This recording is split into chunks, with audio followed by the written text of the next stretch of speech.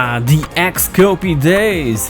We could have the entire Amiga library stored in a couple of these plastic archive boxes, and for me, here in Portugal, buying Xcopied games was a perfectly normal and legit thing to do till 1991, cause the Anti-Piracy Law 109 only arrived by the 17th of August of that year.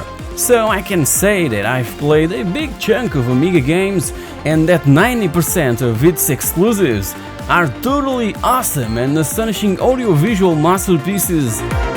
Without further ado, I present you with my personal favorite exclusive Amiga video games.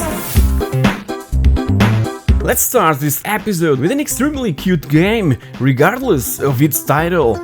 The Naughty Ones is simply an old-fashioned platform game designed by a demo group by the name Melon Design and published in 1994 by Interactive Vision.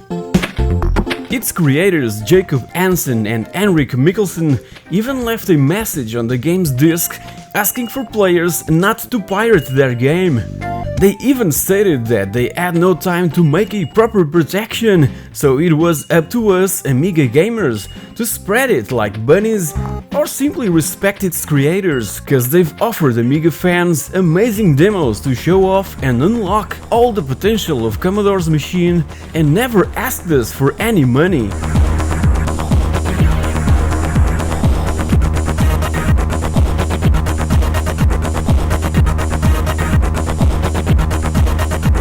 Back to the game, we have to simply collect a key to be able to advance to the next screen. That's it! So addictive! Obviously that there's enemies to avoid and to eliminate, just by using one of the many weapons available, and bonus items waiting to be picked up in the most awkward and unreachable places. It's also up to us to go get those much desirable items, risking losing a life, or leave them be and go through the exit door and to the next stage. An amazing arcade platformer that every fan should try, if you happen to have a traditional Amiga computer or a CD32 console. It's an incredible game in every single aspect.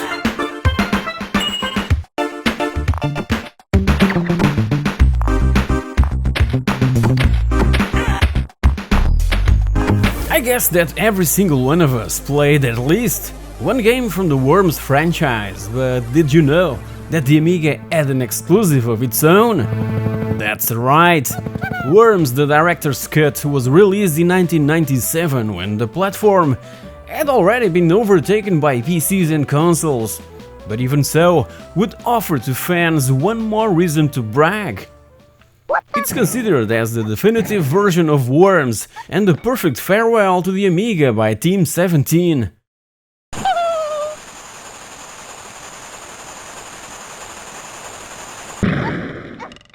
Director's Cut is basically an enhanced version of Worms released 2 years prior, with improved graphics, gameplay and a ton more weapons to play around.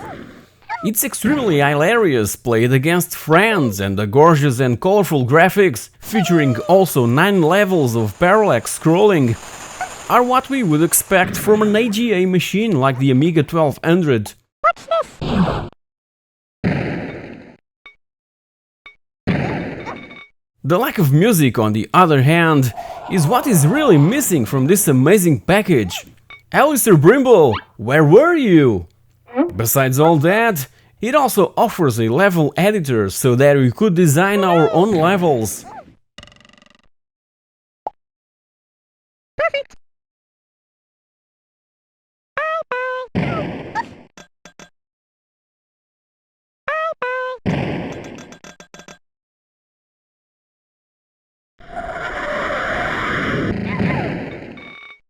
The Amiga had a couple of good FPSs, and one of those was, and still is, Breathless, again exclusive to AGA machines. It was developed by an Italian studio known as Fields of Vision that, if I'm not mistaken, was their own and only game ever to be published. Can't comprehend why, cause Breathless is so amazing.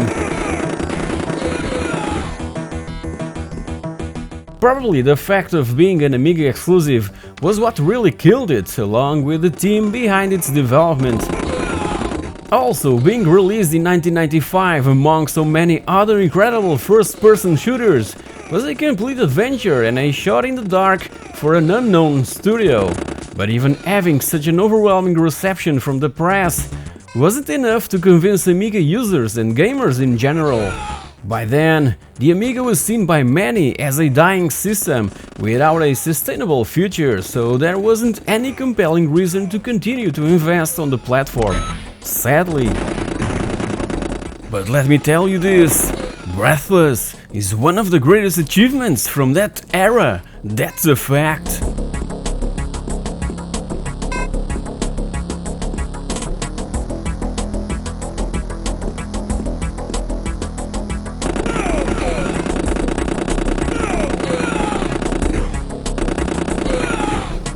Kid Chaos was an attempt from developer Magnetic Fields to give Amiga fans a Sonic-like experience on their favorite machine. It's fun, it's fast, it's fluid, it's a must-play to everyone that enjoys fast platforming action just like me. It's true that back in 1994 it didn't bring anything new to this oversaturated genre, but it's a really solid platformer, technically impressive and interesting in its stylistic approach. It's challenging and addictive at the same time, and its plot is as simple as this.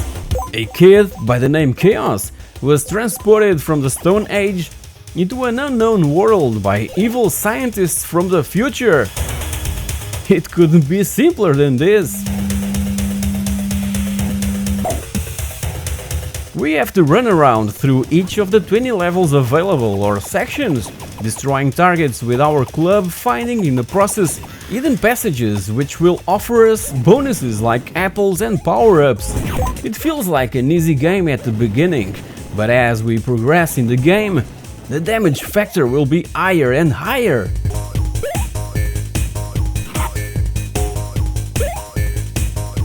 It was also available on the CD32, and during development it was known as Kid Vicious, a title dropped at the last minute due to a threat by lawyers from the famous punk rock band the Sex Pistols that saw it as a pun on the name of the musician Sid Vicious.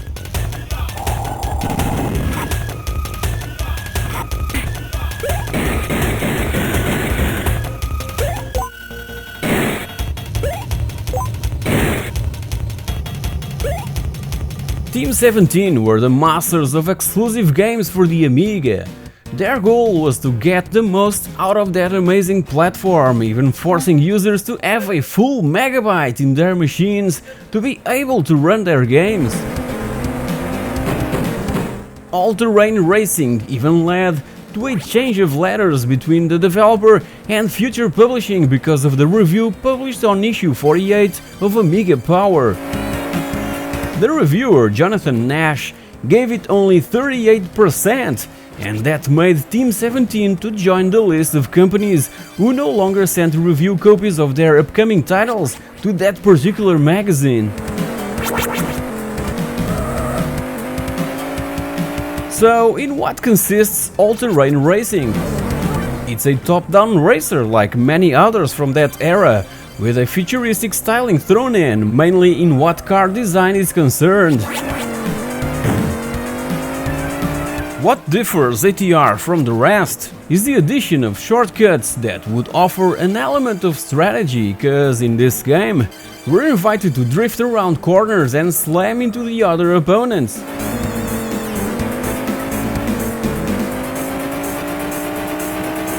I had so much fun with ATR back in the day, and even nowadays it's a blast to play.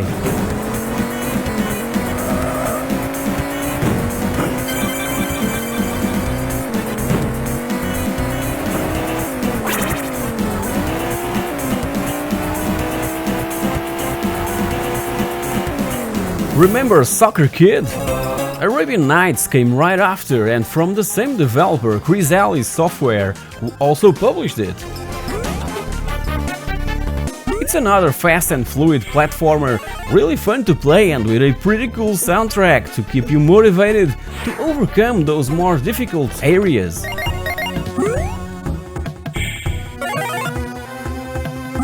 In this one we play as Sinbad Jr., who is a gardener at the royal palace and loves to sneak a peek at the princess from time to time, you naughty boy! But one day he sees a demonic creature kidnapping the princess, so when he was about to save her, he ended up caught by the palace guards and thrown in the dungeon.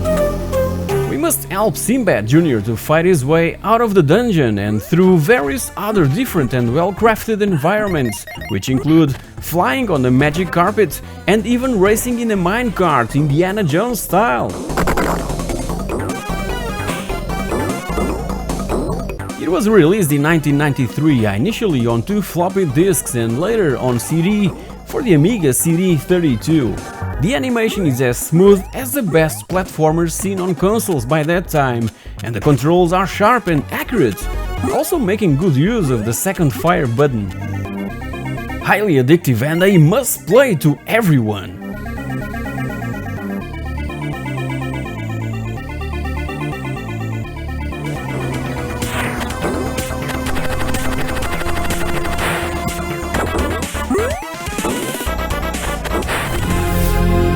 With only 8 levels, Fly Harder is challenging enough to last more than you think. The goal is to safely guide energy spheres across the map to overload reactors. For that, we control a spaceship that is constantly being affected by gravity. As you might imagine, controlling the ship is a true challenge, so imagine when one of those spheres is attached. Its inertia will bring an even greater challenge. Keyboard control remapping was common on 8-bit home computers like the ZX Spectrum, but on the Amiga was quite an unusual feature. And a year later, there was also a CD32 edition, but just like practically all releases for that console, the CD version differs little from the floppy release.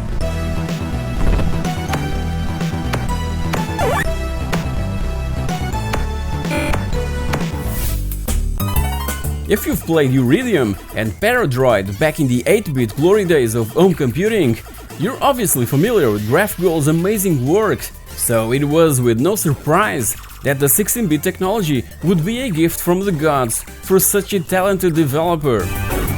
Their Amiga catalog would include games like Fire and Ice and Rainbow Islands, but there was this one gem that would pass under the radar for many players, mainly because it arrived a bit late by 1995, by a time when few were still playing around with the system. Virocop was supposed to be a sort of shoot-'em-up with tanks, but rapidly evolved to a virtual world in where we take control of Dave, our digital armored virus exterminator that floats around these maze-like levels destroying viruses. And as a side note, this Dave unit was based on Graphicol's own KLP2 that appeared in their Spectrum game Quasitron. Remember that one? It was initially developed for the Amiga 500, but there was also an enhanced AGA version for the Amiga 1200, which included a whole new world. It was Graphicol's final and exclusive game for the Amiga.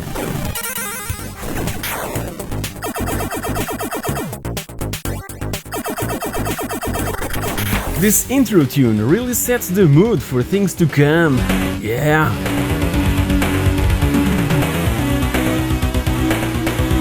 Roadkill is one of the greatest top-down racing games from its generation, with amazing sound, graphics, and an overwhelming parallax scrolling that reminds me of the very first Micro Machines released a few years before. Vision Software developed this futuristic racing game in where all sorts of weapons can be used against the other 9 opponents. Yes, 9! Nowadays we see this style of gameplay all over the place, and besides Roadkill, Revolt was and still is another favorite of mine, but on the PC and Dreamcast that was released 4 years later. There's no 4th place in Roadkill.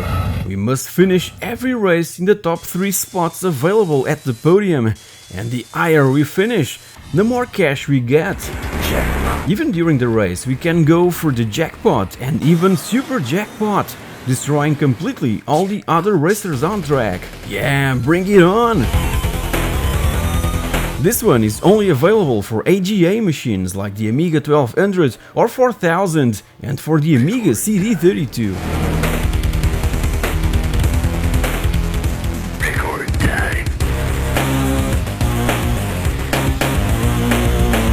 Now for a clone of Bubble Bobble, I present you Super Methane Brothers. But don't let the word clone scare you. Yes, it's a clone of Bubble Bobble, but it's a freaking good one.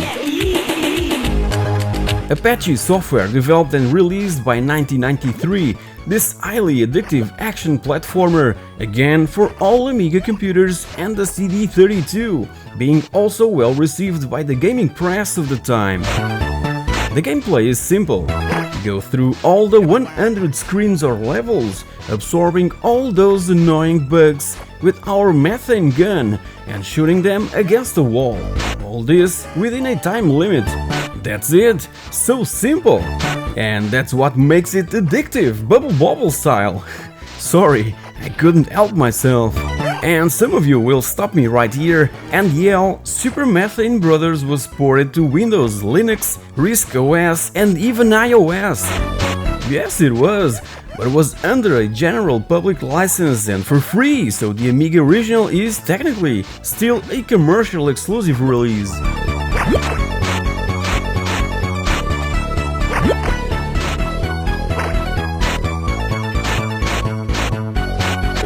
And what about an isometric adventure game exclusive to the Amiga? Zero Hour Software developed Darkmere, The Nightmares Begun, that was grabbed by Core Design, who published it in 1993. An Atari ST version was also planned, but due to another year of poor sales of Atari machines, it was eventually cancelled. So, once again, Amiga users would get another great and truly immersive exclusive game.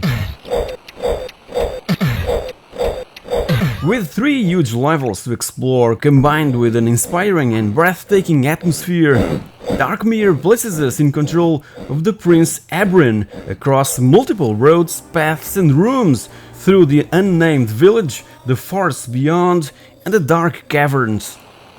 It all sounds like Lord of the Rings, and the developer was probably inspired by Tolkien's amazing universe, so it's no surprise that orcs and other creatures wander around. We must confront and defeat these beasts in order to continue our journey, solving tasks and quests along the way. A truly immersive exclusive action RPG on the Amiga that was praised by everyone who played it, highlighting the quality of its graphics, artwork, animation and atmosphere with its gloomy and dark ambience.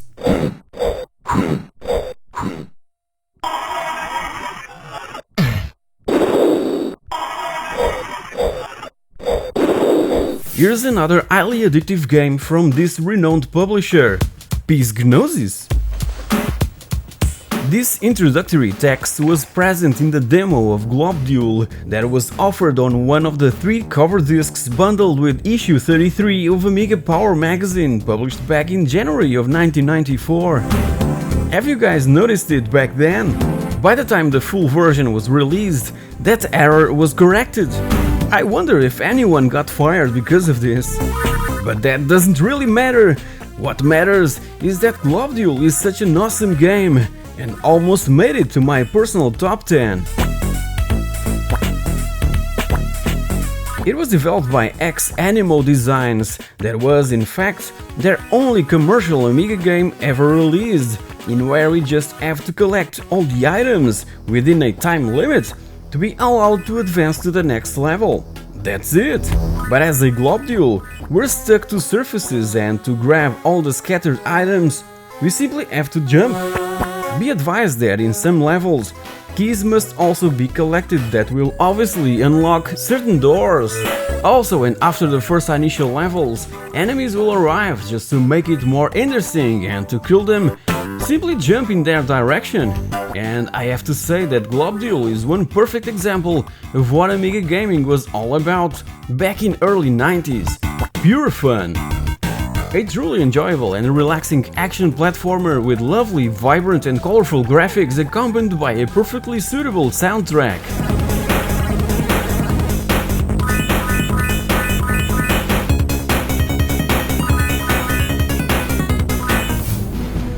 By 1995, everyone was already playing Doom 2 and all clones available, but that didn't stop Audiogenic to bring this 2D game named Odyssey, a platformer with a twist. There are puzzles to solve, puzzles that generally involve doors and switches, but some areas are inaccessible to the human character.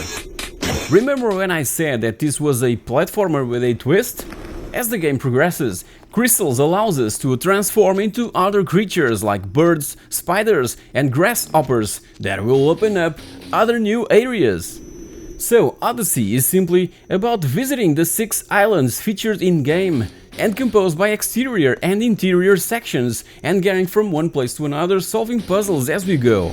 Amiga format issue 75 even offered an exclusive extra training island on one of its cover discs.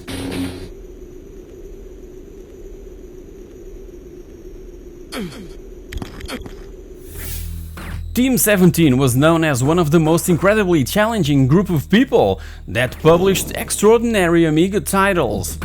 They have in their resume the Alien Breed and Worms franchises, and most of their initial coders and artists had a background in the Amiga demo scene.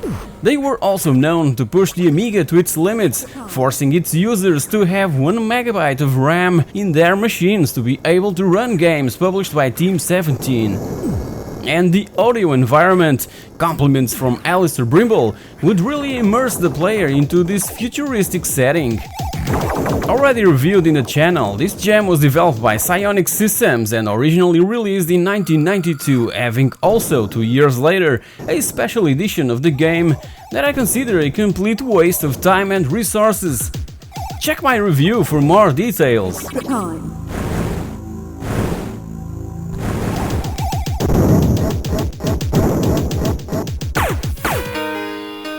Agony wasn't just a pretty cover, it was and still is one of the greatest shoot-em-ups of all time and a true work of art. Developed by Art and Magic and published also in 1992 by Psygnosis, Agony places us in control of an owl fighting its way through 6 gorgeous-looking worlds packed with beasts and monsters.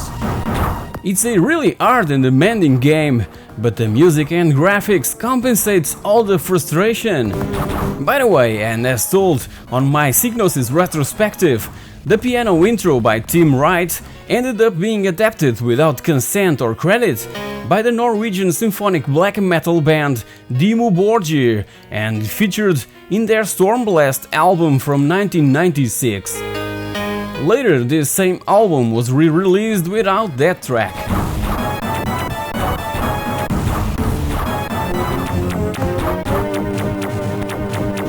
Hybris and Banshee. 2 amazing and mind-boggling vertical shooters, Hybris and Banshee. I can't simply decide which one is best. They're both astonishing accomplishments on the Amiga, and as for Banshee, besides being an Amiga exclusive, it's also an AGA-only title that could only be played on a compatible AGA machine like the CD32, the A1200 and the A4000. For those who doesn't know what that is, it's the Advanced Graphics Architecture, or simply the 3rd generation Amiga graphics chipset. Banshee was developed and released by Core Design in 1994 for the CD32 and the Amiga 1200 and is still considered one of the best examples of Amiga gaming. It secretly introduced a dynamic difficulty system that would increase the aggressiveness of the enemies in relation to the player's skills, making the game harder as the player became better at playing it. As for Hybris, it was a true display of the audiovisual capabilities of the Amiga. It was developed by a Danish studio by the name Capcom that also brought Battle Squadron, considered as Hybris' spiritual successor. Discovery Software published it as early as 1988, and it helped to sell a lot of Amigas, cause it was as good or even better than playing at the arcades. Plus, it had unlimited continues, no loading pauses, and top-notch playability. Capcom is still around, and a couple of years ago was rumored that they were preparing to release Hybris for iOS and Android phones. Let's hope that they can really deliver that.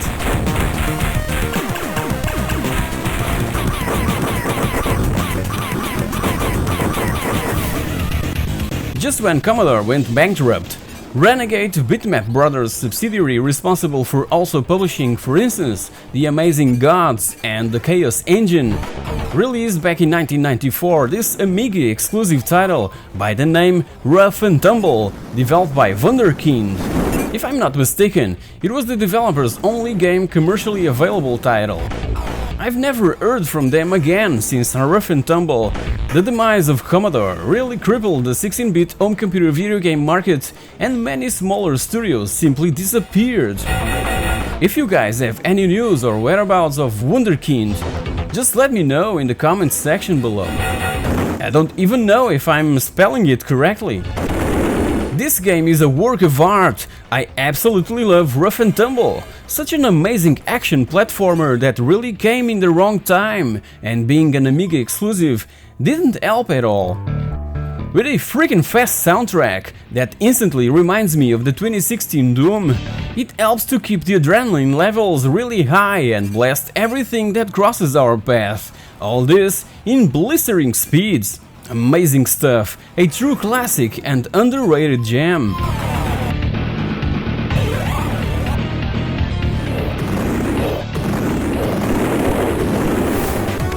Another Renegade release of an exclusive, mind-blowing and frenetic shoot-'em-up title from Graftgold. 1993 was still a normal year for Commodore's machines, so I can say that this game came in just about the right time to keep the flame alive for the Amiga with one more superb exclusive. It retains the same style of gameplay and setting of the very first Uridium, that, as opposed to this one, was released for practically all home computers available by 1986, the C64, the ZX Spectrum, the Amstrad CPC, the BBC Micro, the Atari ST, and for MS-DOS based PCs. Curiously, there wasn't an Amiga version of the original Uridium, so for Uridium II, designer Andrew Braybrook went for a sort of reboot of the first game exclusively for the Amiga that also had an extra help from the team behind Turrican.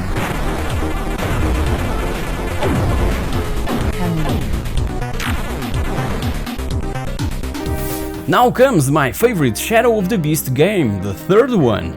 Released in 1992, it introduced unseen water and objects physics, clever puzzles, highly inspired by text adventures, and exceptional platform action. Reflections went all in with this third chapter, after a quite disappointing second entry in the series. After regaining his human shape, we must help Arbron, the main character from all three games, to defeat Maletoth once and for all, so that he can return to his final human form that he so arduously pursues since the very first Shadow of the Beast, in where he was transformed into a beast to serve the almighty evil lord. A Mega Drive Genesis version was considered and developed to a certain point, but ended up cancelled, probably due to the mixed reviews that Beast 3 received, mainly due to the high difficulty levels of its puzzles, the copy protection that prevented the use of a hard drive, and the absence of a save feature.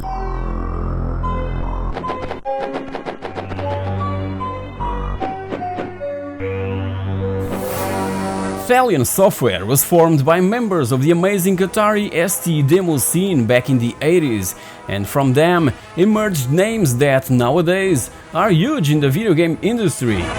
This studio was responsible for some of the most audiovisual masterpieces ever seen on an Atari ST and the Amiga. They would push these machines to its limits and beyond.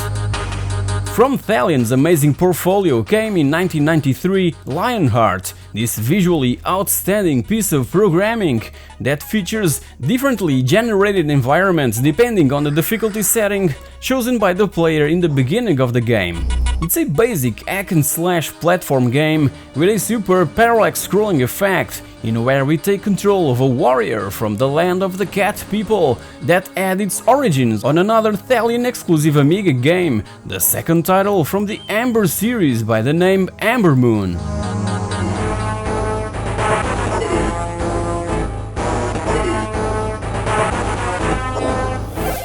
By the end of 1991, System 3 published Fuzzball, this gorgeous-looking and highly addictive puzzle platformer that came from Scan Games Norway and almost had also a C64 version. A 2-level preview was even bundled in Commodore format, but this port ended up being cancelled in the last minute due to inside conflicts. Fuzzball is also the only title developed by Scan Games Norway that had a commercial release.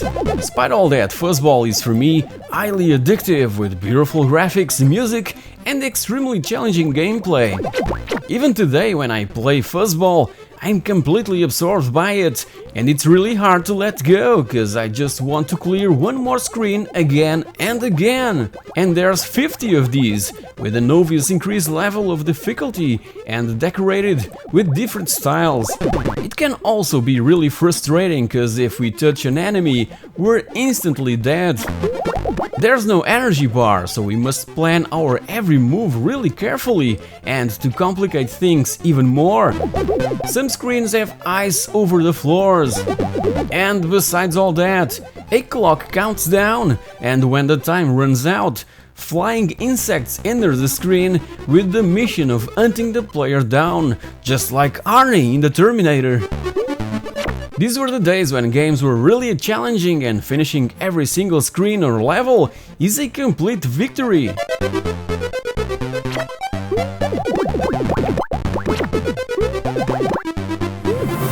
For last, I kept Apidya II from German studio Kaiko, published by Playbyte in 1992, a subdivision of Bluebyte, later acquired by Ubisoft back in 2001, and highly praised for their The Settlers and Anno series. Nowadays, they're currently working in Skull and Bones. Back to Apidya II, the first thing that stands out after loading this game is the amazing soundtrack by Chris Hulsbeck, famous for providing music for the Turrican franchise. And the manga style really shows the studio's love and passion for the artistic vision of Oriental Japanese culture regarding not only arcade and console video games, but also comics and TV animated series. We play as Ikuru that transforms himself into a deadly bee to try and rescue his wife that was poisoned by Aksai, an evil black magic lord. The gameplay mechanics were highly inspired by R-Type and Gradius, and there's a handful of levels, each composed of 3 or more stages, to blast our way through hordes of mutated enemies. The funny thing is that after playing Apidya II, gamers would start looking for Apidya I, but the 2 on this game's title was just a joke from the developers.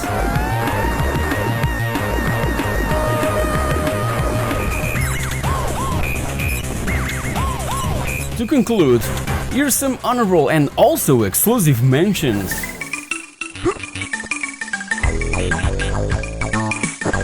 Back in those days, developers would create games for the systems and platforms of their liking and the ones they were familiar with.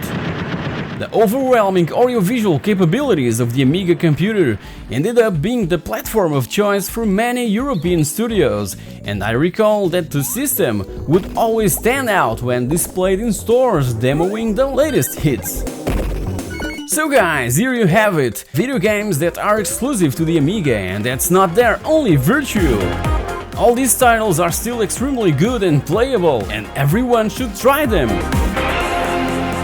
Feel free to check my other Amiga related videos, I have a bunch on my channel that you probably have missed. And if you've enjoyed this episode, please like, share, comment and subscribe to It's a Pixel Thing. Thank you very much for watching, and I'll see you all in the next episode.